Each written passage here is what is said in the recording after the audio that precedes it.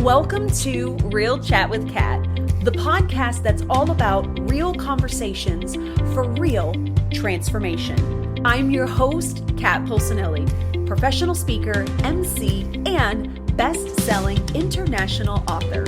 Here, we tackle the tough stuff, the mud that we all have found ourselves in. We talk about the pivots, the challenges, and the victories that shape our lives and our businesses. From overcoming trauma and finding your voice to navigating life's unexpected twists, we get raw, honest, and open. You'll hear from inspiring guests who share their stories of resilience, healing, and growth. Whether it's breaking through emotional abuse, embracing self-worth, or thriving in entrepreneurship, you'll find connection, empowerment, and the tools to keep you moving forward. So grab your favorite drink, settle in, and get ready for stories that hit home and conversations that make a difference. Let's get real together.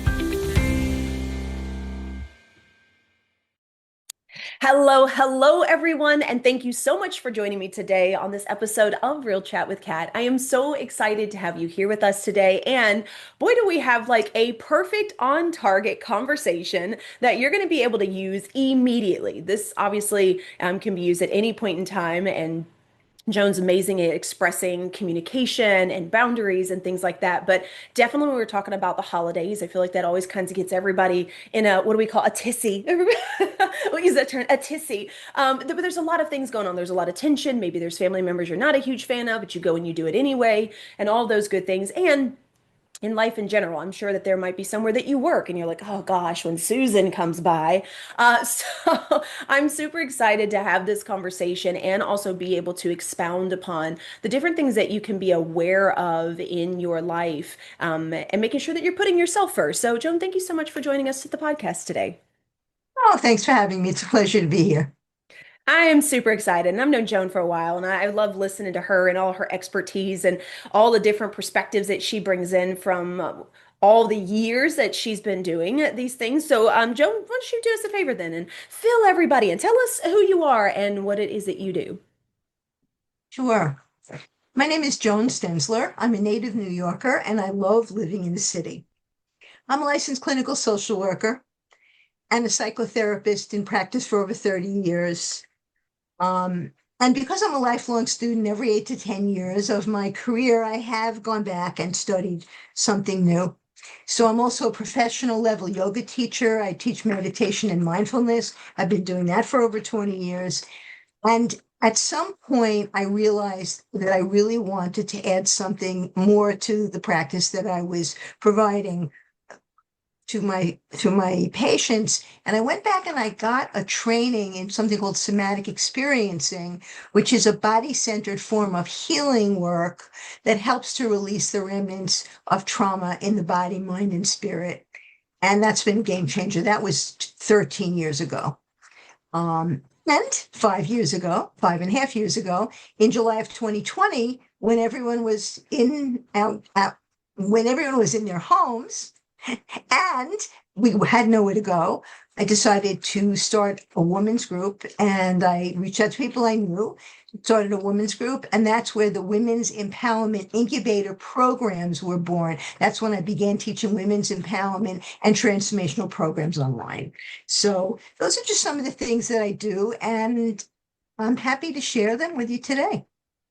I love this. And I love that you have such like a vast amount of knowledge, right, on so many different spectrums that also overlap as well, right? I know that we've talked about this. I know you've talked with other women in the community that we're a part of and things like that, of the importance of being able to find what works for you. And I love that you kind of dove into to learn not just one thing, but kind of continue to expound upon it, so that you have all these different tools, right? Or modalities, as people call it, to help people work their way through that. Now, when we're talking about like all these things that you've learned and you've continued to grow on, what made you kind of want to be in the arena of like this is what I want to do. Like I want to help people, I want to help women, I want to teach them how to communicate, I want to teach them these like where did that kind of start? I'm always curious to know people's backstory.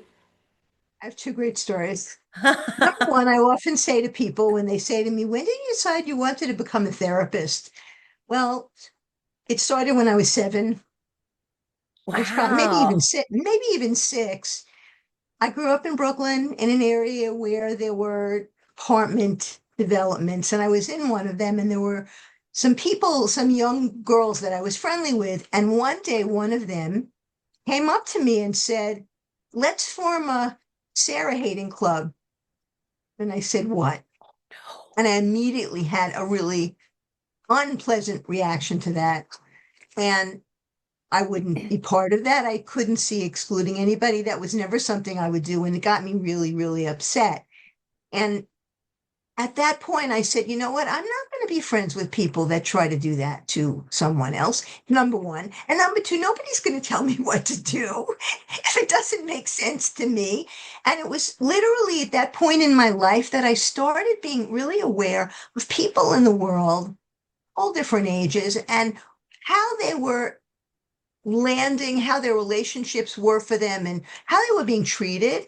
And I kind of became an advocate for people at that age. When I saw someone that was being mistreated, I would come to their side. Might not always come to their defense because I'm a small person and I wasn't going to jump in and fight someone's battles for them. Sometimes I did. I would say, "Stop that. Why do you have to do that?"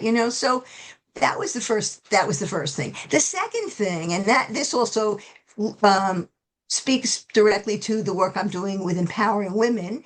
And I actually wrote an article on this in an edition in October of Her magazine.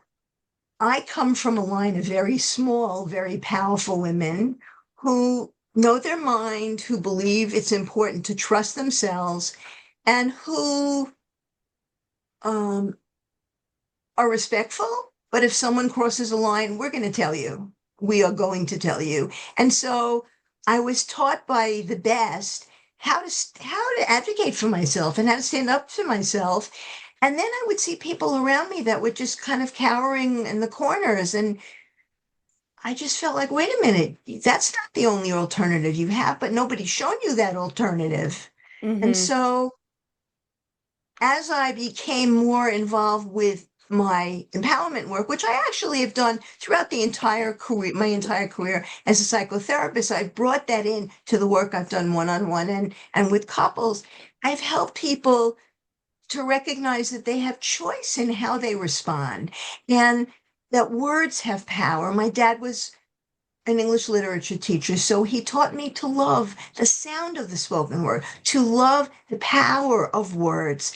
And knowing that, it's been a real gift from him to me that I could then say, wait a minute, how can I help people use words in a way that's going to make a difference for them in their life and be able to share what they feel is important and also use their voice for their own benefit?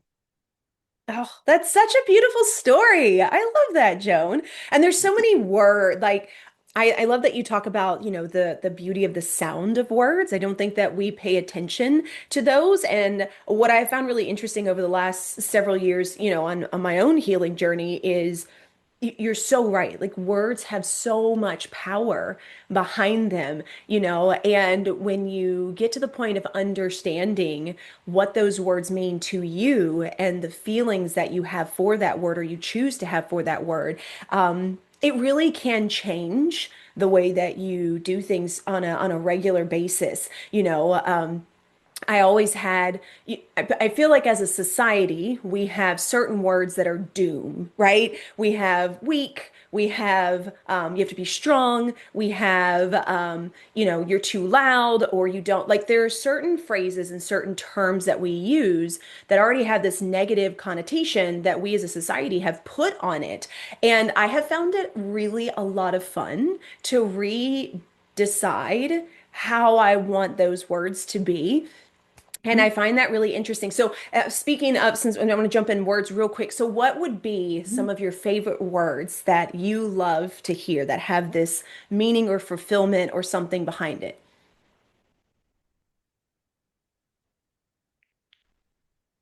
I think I love a lot of words, but I think that when I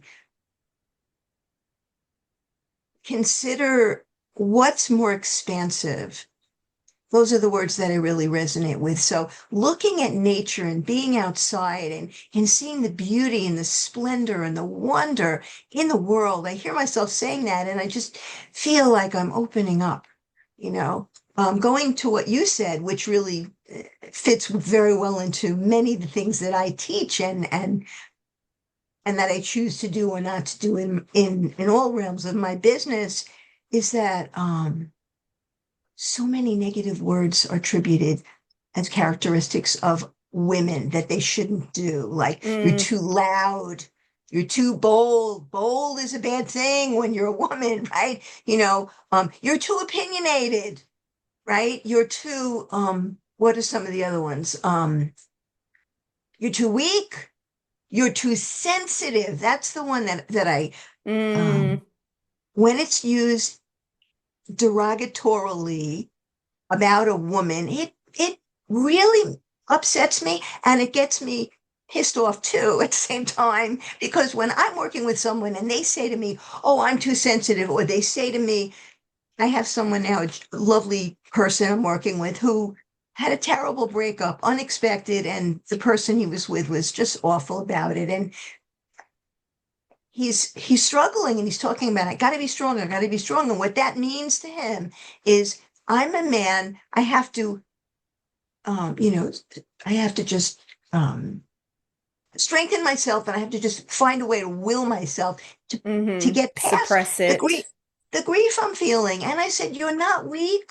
You're not weak for crying. You're not weak for feeling. You're not weak for being affected by this. You are a human being. So much of the work that I do with the women I work with, and the majority of the clients and patients I'm working with are women, is to help them recognize that their language is not serving them well. And I'll Mm, say, let's reframe that. Let's come up with a different way to put it because so many people have heard these things from society, from culture, from family, you know, and when a man stands in the middle of a group and says something very definitively, he's assertive and he's confident. And often when a woman does the same exact thing, she's loud and she's annoying and she shouldn't be doing that. And I say, no, that's not correct. It's not correct. You have just as much right to say what you want to say. You have just as much right to share how you feel. And just because someone else is uncomfortable doesn't mean that what you have to say isn't really very valuable to everyone that could potentially hear you.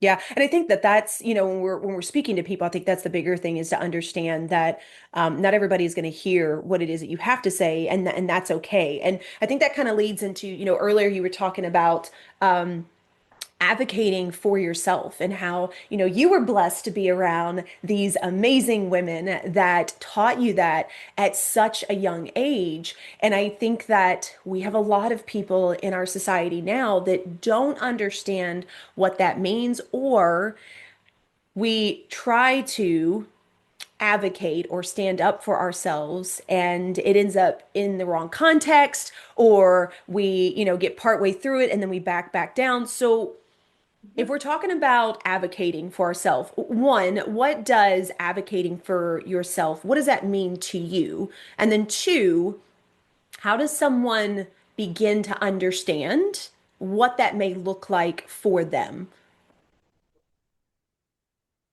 That's a mouthful. I know. What does advocating for oneself mean to me?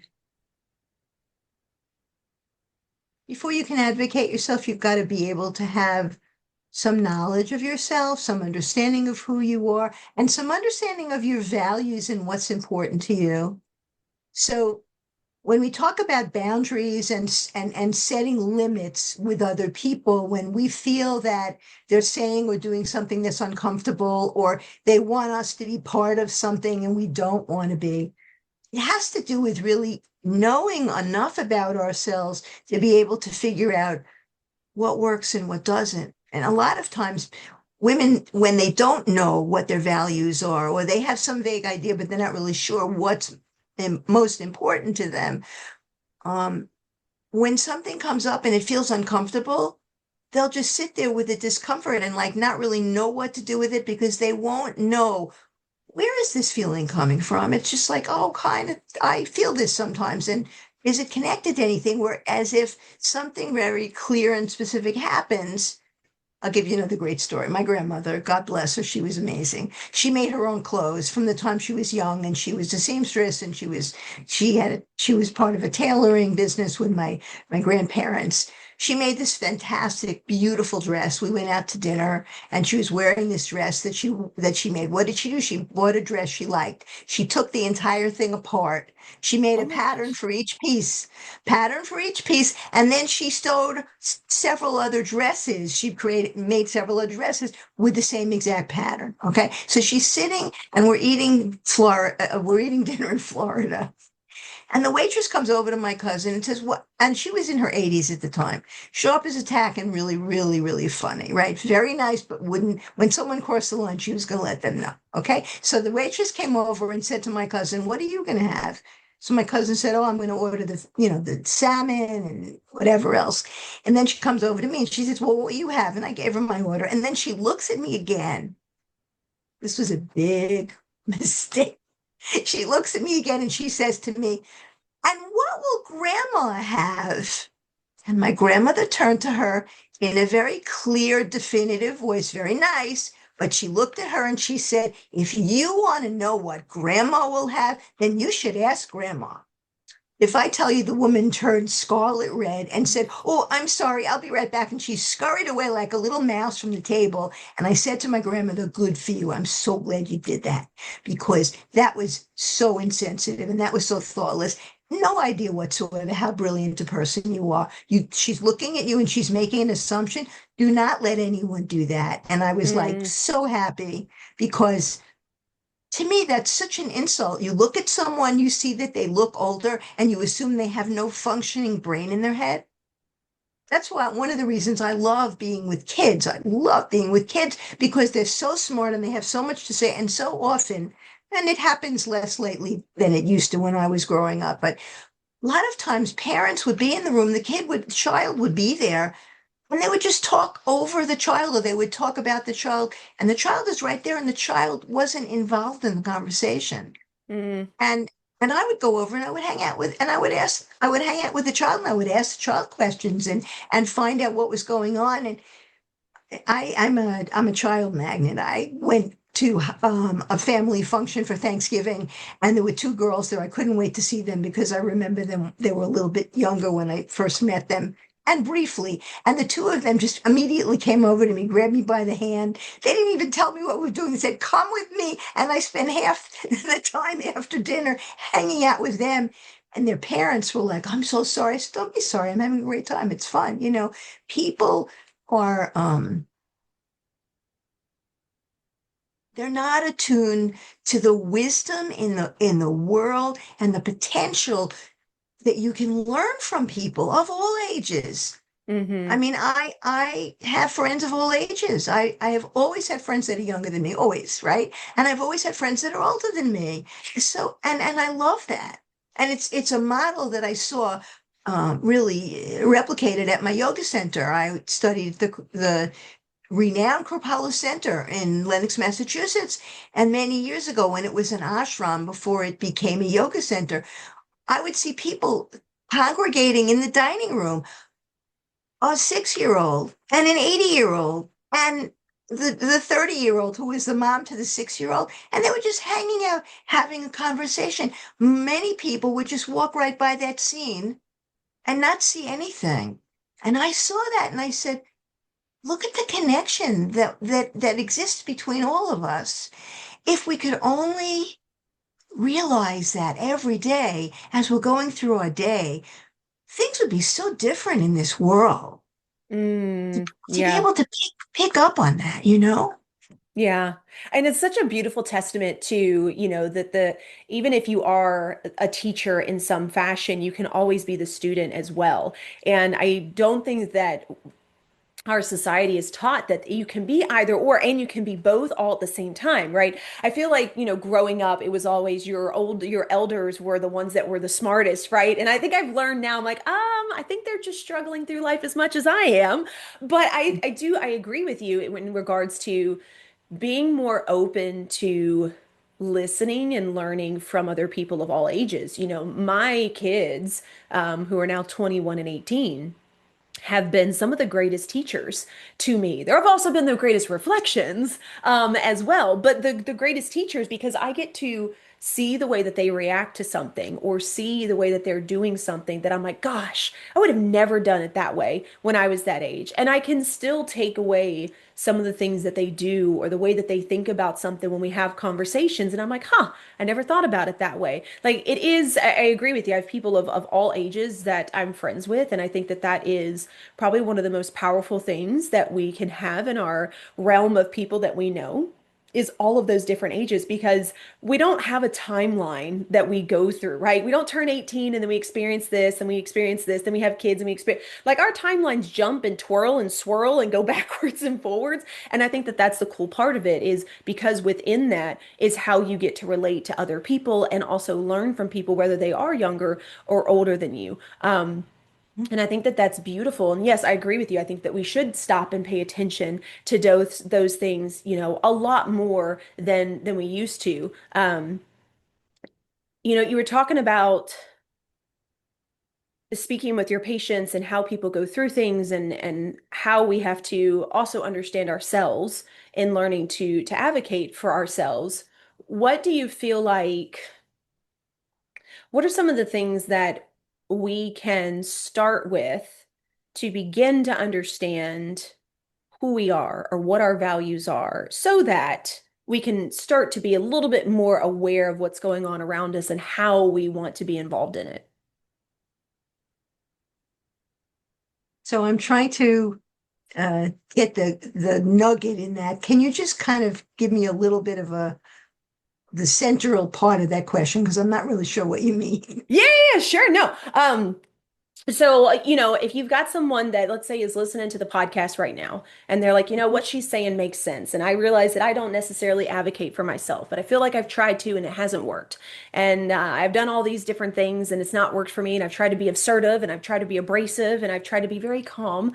But I don't know where to go from here. What would be something that you could give to people that might be a starting point for them?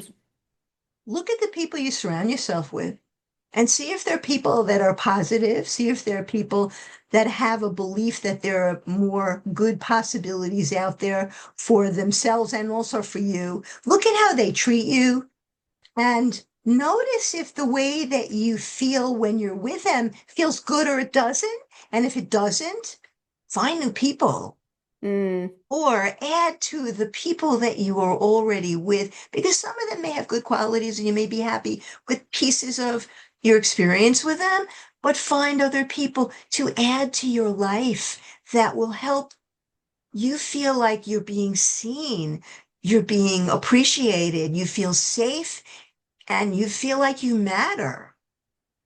Because when you're in a situation where you're not feeling safe, it's really difficult and often it's impossible to really connect with yourself and be able to advocate for what's important to you. Because if you haven't figured that out yet, because you've been surrounded by people that really aren't helping you to figure that out, then you may not know. And even if you know, you may not feel comfortable with advocating for yourself or sharing it because if it hasn't worked in the past, this is a very important thing that I teach a lot.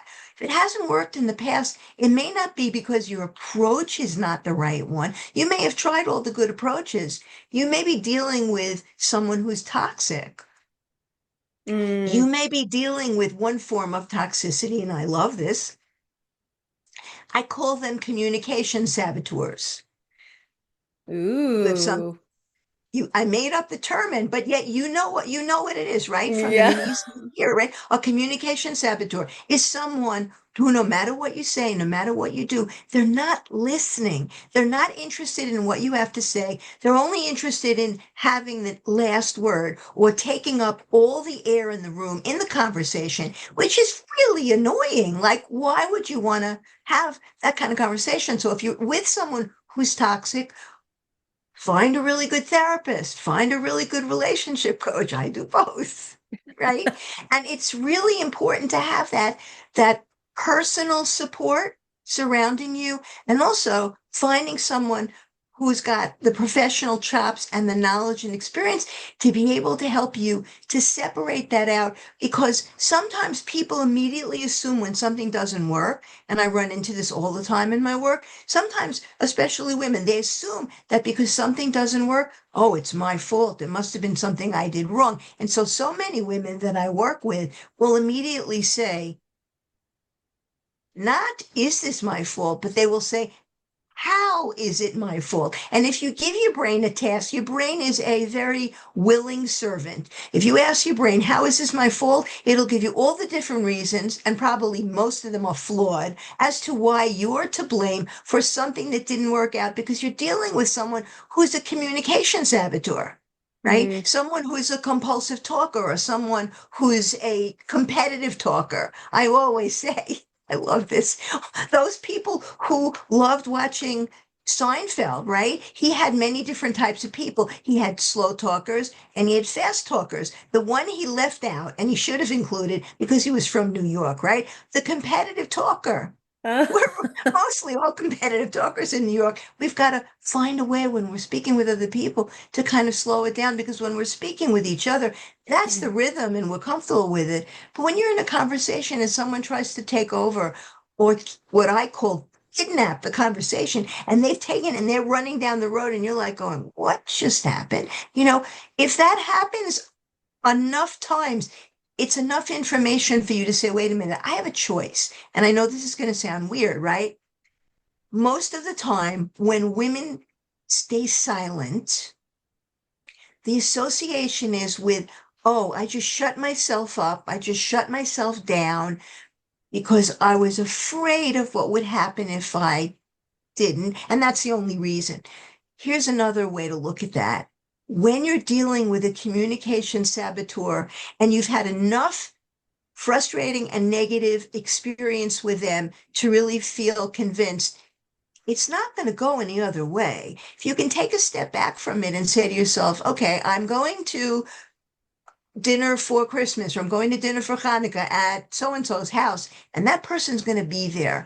How much time, effort, and energy do I really want to invest in a conversation with them, as opposed to all the other great people at the table?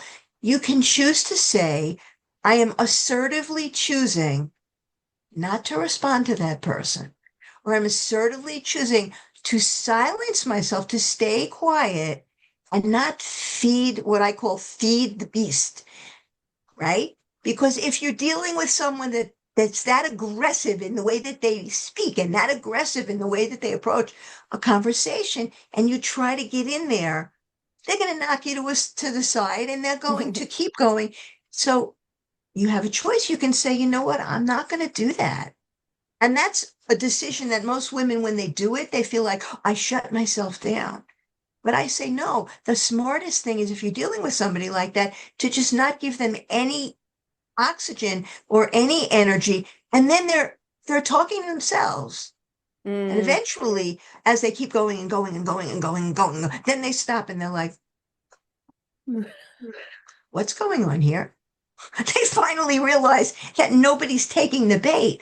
And if Yeah. nobody's talking to them, then, so I think that's one thing that can be helpful. I think that one of the things women struggle with so much is it's often hard for women to believe in themselves, to have confidence in themselves, to have faith in themselves. And so much of the reason for that is because there have been so many um, inaccurate and stereotypical um, expectations put out into the world on women about the way we should act. I mean, I run into this a lot myself because I am a fast talking, pretty assertive Jewish woman from New York City, where we talk fast to begin with. And you're going to laugh, right? I sometimes talk to Midwesterners and they look at me like, what's going on here? Who is this person? What's happening? Because a lot of the women from the Midwest, I love them, they're wonderful, have been taught to sit and be quiet and listen and wait your turn. And I believe in waiting my turn most of the time. Sometimes I kind of get right in there because my family is this way, also very competitive, right? But just sit and listen and let the other person talk. And the person who's leading the group, they should be talking and you should be following them. They're the authority and you need to let them be the one speaking, and you sit back even if you disagree, right? And so a lot of times when I work with Midwestern women, first they're like, what's going on here? And then they go, I really like the way you think. I like the way you do things, because you're not mowing anybody down. You're just saying, you know what? I am as worthy as anybody else, and I deserve my place in this situation, and I deserve my place in this conversation if it's a place I want to be.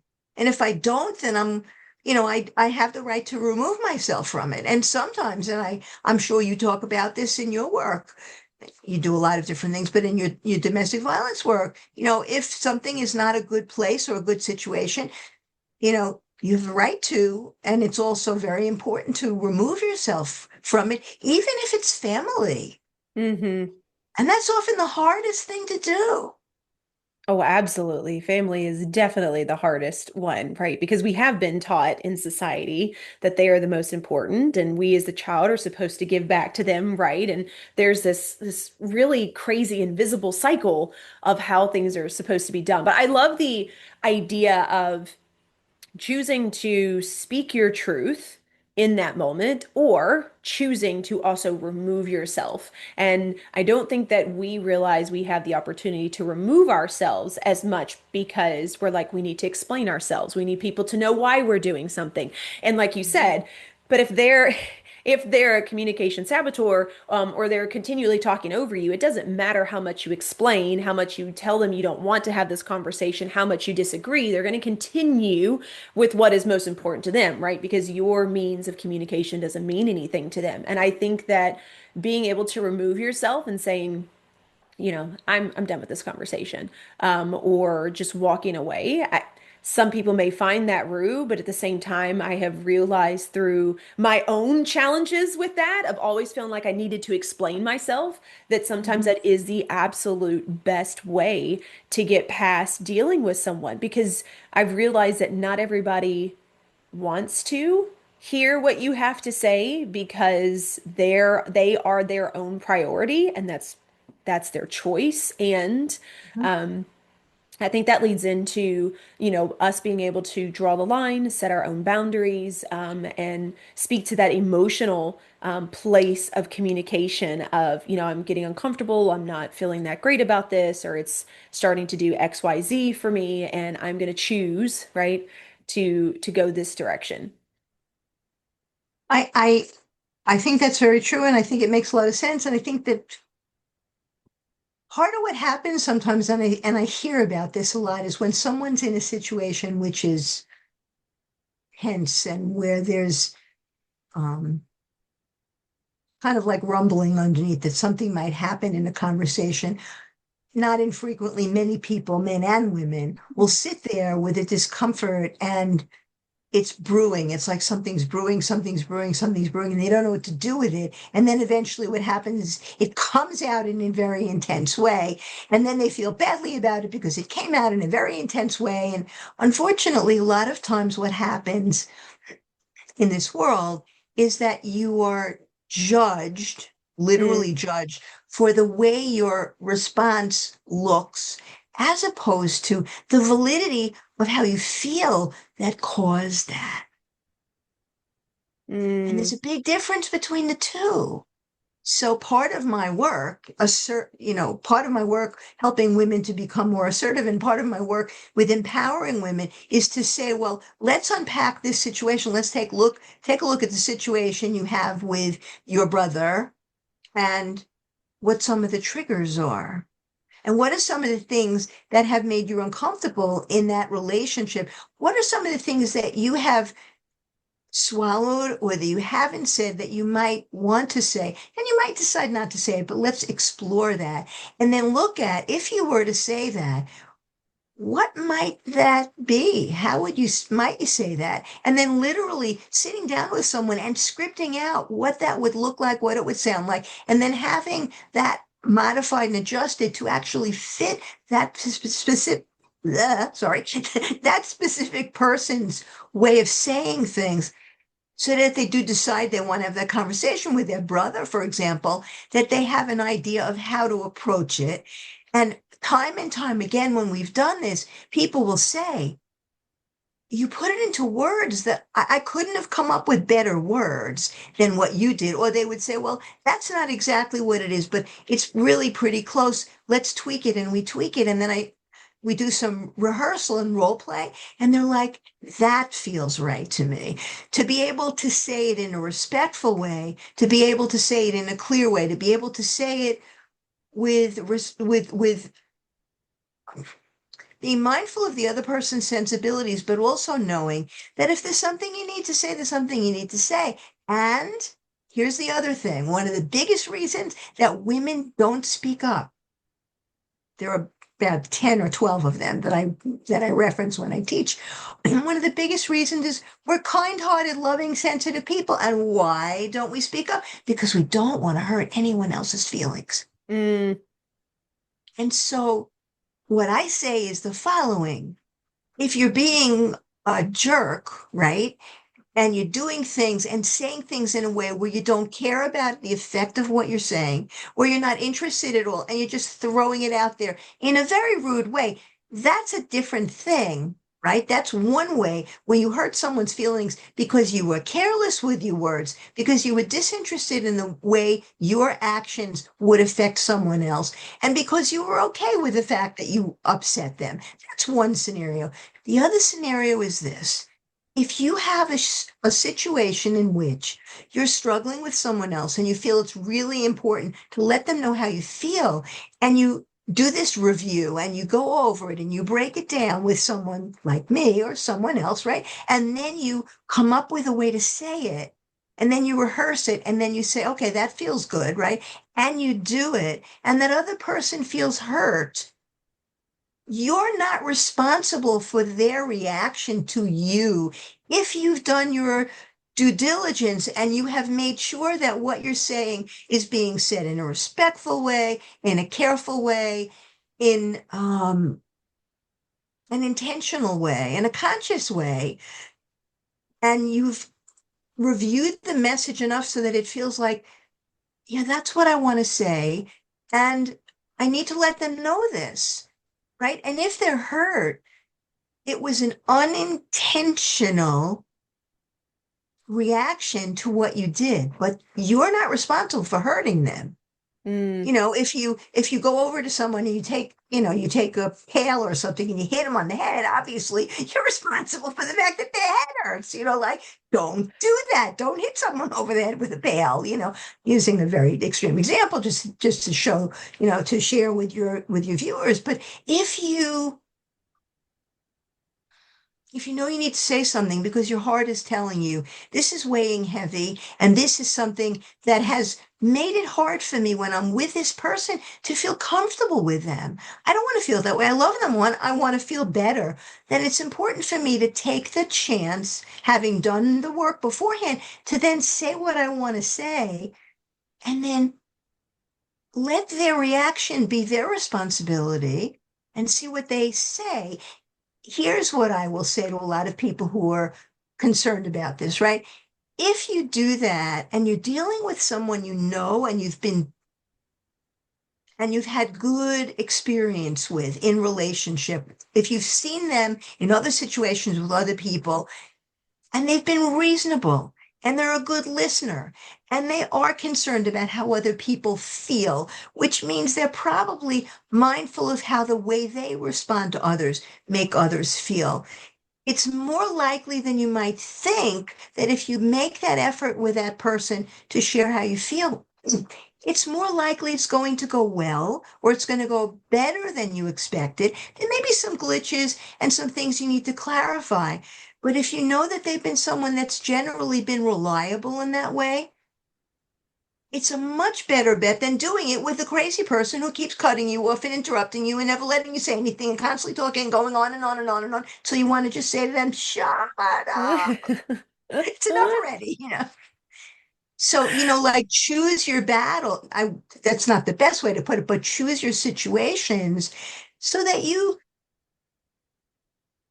are putting your time and your energy into communicating something at a time and in a place with someone where it's likely to go somewhere. Mm-hmm. There's a difference though between one type of situation and another. A lot of times people will automatically, and many women will automatically say, oh, yeah, it's not going to work. And the other general reason why women are uneasy with communicating is because they're afraid it's not going to go well. Mm-hmm. And there's a whole list of things that they fear, right? They are afraid that they'll be disputed. They're afraid they'll be interrupted. They're afraid they'll be ignored. They're afraid they'll be um, told they don't know what they're talking about. They'll be afraid that they'll be talked over. All these potential things. And you know what? Part of the reason women feel this way is because these are common ways that some people in the world treat women. Some men in the world treat women, not all men. There are a lot of really good men in the world, but there are some men that do that. And so if you know someone tends to do that with others, don't have a conversation with that other person. If you have to, make it short. And if they disagree with you, or if they're not listening, you can say, well, I said what I had to say. And I don't think we have anything else to say, right? Do we? And then if they keep talking, then eventually they'll realize they're talking to themselves because you're not going to answer them. Mm-hmm. There's power in silence when it's chosen intentionally. Yeah, 100%. And I love having or being aware of your own intentionality behind what it is that you're trying to say. And I know I struggled with that for a really long time where there were certain things I didn't say and I didn't want to bring it up for fear of rejection or a fight or not being understood or them taking it the wrong way, right? And that's been a big thing for me when I talk with people, or if I'm having hard conversations with family or friends or my kids, and I know that I can come to a place where once I say it and I leave space for them to say what they need to say, if it's taken the wrong way, then I can say, I understand how you feel. My intention was not to hurt you, upset you. And if it did, then maybe we need to talk about why you feel that way. And being able to own how I knew that I was putting the intention out there, how I knew that I was speaking those words to someone is a really great way to own it as well, so that you don't fall into the trap of, oh, but they feel bad, and maybe I could have said it differently, and maybe if I would have done this, and you go back into making it your fault. So I love Yeah. this idea of intention behind it and scripts.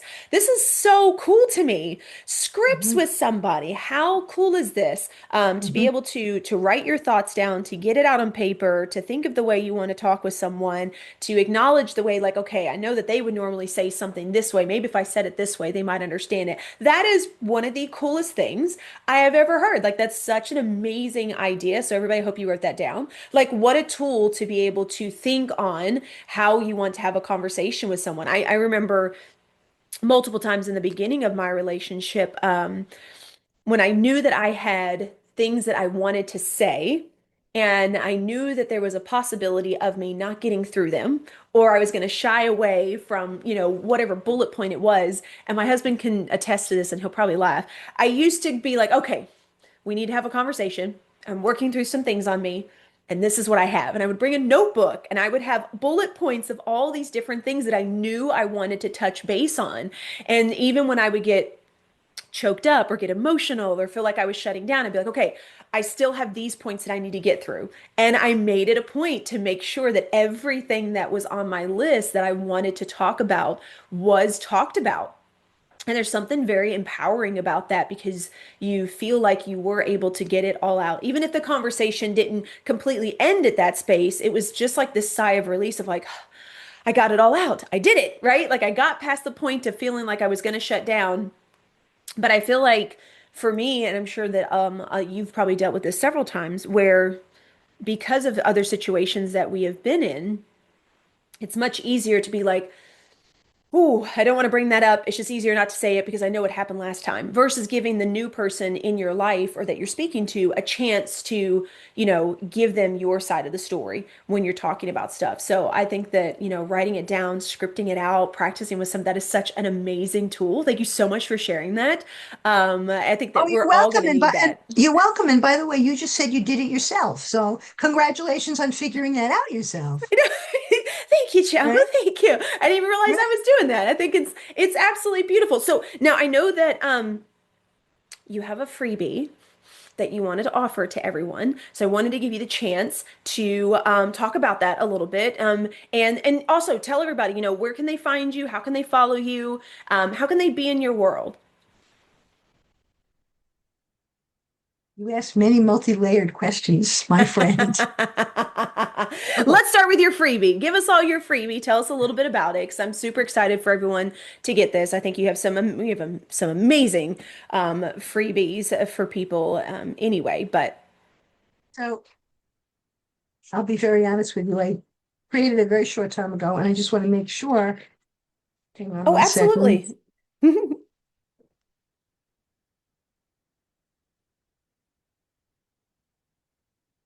Joan has multiple things to give you guys, so Why I'm don't super I do excited. why don't I do this first? Let me talk a little bit about what I Sure, do, and then I'll share with you the information at the freebie, absolutely. which is here somewhere. Okay. So I'll find it in a minute. So I am in practice as a psychotherapist, and I have 30 plus years under my belt. There are many people online, God love them, that are coaches, many of whom have decided that because they've had a trauma and that's enough, they can just go out there and say, I'm going to heal everybody, and they can't. And many of you may have had that experience already. So I think it's very important when you're looking to work with someone, especially if we're not talking about, excuse me, relatively um, uncomfortable but not deep things, to find someone who's got the credentials. Okay. Hmm. To be able to talk with you about situations that are triggering anxiety, or situations that have caused you to feel depressed, or situations that feel unresolved, or you feel stuck in some way, especially if you have physical pain. Often physical pain, although it might show up on tests as something going on, they might see something in the body. A lot of times physical pain can be an indication that you have remnants of trauma left in the body. And it's very important to be able to work that through with someone that can help you to understand what's going on, so that then once you understand it, then you can identify it yourself and you can recognize what's going on and what's happening. So that's one piece of what I do. I do work with many women, and I work with couples. For my therapy practice, right now, I'm currently licensed in the state of New York. So if anyone in New York is looking for a really good therapist, I have openings, and I would love to meet with you. I do all of my therapy practice online. Okay. So the other thing that I do, which I've been doing throughout the time that I'm a therapist, is that I help women find their voice. That's my superpower, right? I teach people about confidence and about communication, and the two go hand in hand. When you are able to tap inside, tune into your intuition, learn about what that means, and be able to draw from within what feels most important, what matters most to you, you can then identify situations in which you feel you need to say something and you want to say something. And when you learn how to say it and you finally do it, even though you're worried or nervous, regardless of the outcome, most of the time people feel like, wow, I did that, right? And the wow, I did that is what triggers the confidence. So Mm, doing that difficult thing is something very important. And I specialize in helping women to give voice to how they feel. And then from there, be able to have the confidence to do the next thing and recognize that they have the ability to do it. So many women need encouragement. So many women, including me, I like encouragement too, right? So many women need encouragement, and so many women really want, um, well, here's the way I put it. So many women have this thought, well, I want to do that, or I want to say that if it's okay with you, right? They want someone to give them permission to just be who they are, hmm. because they're afraid that if they don't get that permission, that something bad will happen, right? We've talked about that before. And so the whole idea is to be able to trust yourself enough to know that there are things that you feel are important, and to be able to have somebody to help you with that. Now, in terms of the way I work with those kinds of in terms of the way I craft those kinds of experiences, I have two 12-week signature programs.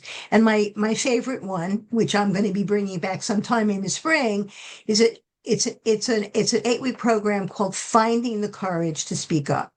Releasing fear, embracing abundance, and finding your authentic voice. And it is a beautifully design program, not because I'm amazing. I think I'm really good at what I do, but the beauty of it is that it's co-led by everybody. It's co-owned by everybody. Mm, that's Every wonderful. woman in the group is there to help one another out. And when you bring a bunch of women together that are so used to having no one there to help them, or are so used to being the one to help, to help, to help, to help, what happens is here they are, and there are all these people that want to help them. It's like, whoa, I have this one here and this one here. They all want to help. Then what happens is it teaches people you can open up and Hmm. receive and receive and receive, and then feel that you're worthy of receiving, which is Yeah. something that so many So women don't feel. They don't feel worthy of receiving. as we come to a close, tell everybody where are you at online so that they can follow to learn more about this information. Want to make sure that they can find you. So what socials are you on? I'm on Instagram, I am on Facebook, and I am on LinkedIn. And And is that little it, your name or is that okay, it, Joan I am or I am on let's see, I am on Instagram as Stenzler Joan, and I am on Facebook as Joan.Stenzler. And I think there's a number in front of me, but you can just look me up Yeah, on definitely. LinkedIn. And as far as your Okay. guide, because we're running right at the end of time, I have it I I have it awesome. right Okay, there. go ahead Yeah. and give us a real quick shout as we come Okay. to a close. Sorry about that, you guys. Okay. I Good. do a lot. I create a lot of different things and I make all kinds of cool names up. So the name of the guide is Stop Carrying It All. And it's designed for women leaders in the boardroom, at home, anywhere, leading anyone, right? It's designed to help busy, responsible women who lead others to own their voice, speak their truth, and say no without feeling guilty. And the reason it's called Stop Carrying It All is because so many of us take on everyone else's stuff. And then we're overloaded and we're exhausted. And what happens when something else comes up? We take it on. So the Mhm. whole idea is put it down and figure out what works for you and what doesn't. And this is a wonderful guide because it helps you to take a look at different situations that you're dealing with. And it has scripts in it, very short Oh, scripts about what to say yay! in different situations so Love that it. you can begin to say no and honor yourself and learn to be comfortable with it. It's Yeah, a practice. So he I would loves love for that. you to have it. I'm looking forward to hearing what you think. Please get in touch with me. Let me know. My email address is info@youramazingjourney.com. And as you can figure out by now, my website is youramazingjourney.com, where you can find information about what I do. And if you're interested in speaking with me, there is a place for you to book a free consultation where we can have a conversation. There's no obligation, and you can find out what it would be like to work with me. Find out how I might be able to help you. I absolutely love that, Joan. Thank you so much. Of course, we'll make sure all of that information is in the show notes, so it'll be super easy for you guys to find Joan, connect with her, follow her on all the socials and everything else, and to get that free guide. So, Joan, thank you so much for joining us today on the podcast. To everybody, you're so Thank you so welcome. much. It's been a pleasure being here. Yay, to everybody else out there. I hope you were taking notes. If not, I'm telling you right now, you need to go back and take a listen at this one, especially about that scripting. I think that is like the key as we're moving into the holiday season. So thank you so much for joining us today. I hope that you got something out of this and something resonated with you. And until next time, do one thing positive for someone each and every day and see the difference that it makes in your life. Catch you later. Thank you so much for tuning in to Real Chat with Kat today, where real stories meet real solutions. If you loved today's episode, don't forget to subscribe, leave us a review on Apple, and share this with someone who may also need to hear this as well. Let's also keep the conversation going. Follow me on socials at The Lotus Effect, connect with our incredible guests, and remember, you are never alone. Your story matters, and you have the ability and the power to rewrite it. You always have a choice. Until next time, stay strong, stay inspired, and keep showing up as the incredible, unstoppable